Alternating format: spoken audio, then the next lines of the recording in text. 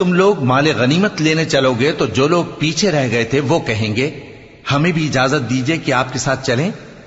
ये चाहते हैं कि अल्लाह के कौल को बदल दें।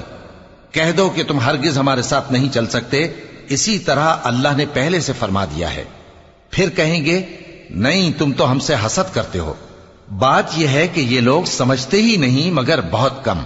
ए नबी, जो गंवार पीछे रह गए थे उनसे कह दो कि तुम जल्द एक सख्त जंगजू कौम के साथ जंग के लिए बुलाए जाओगे। उनसे तुम या तो जंग करते रहोगे या वो हार मान लेंगे।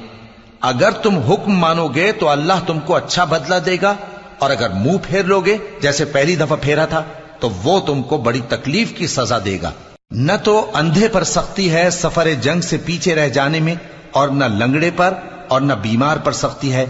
और जो शख्स अल्लाह और उसके पैगंबर के फरमान पर चलेगा, अल्लाह उसको बहिश्तों में दाखिल करेगा जिनके नीचे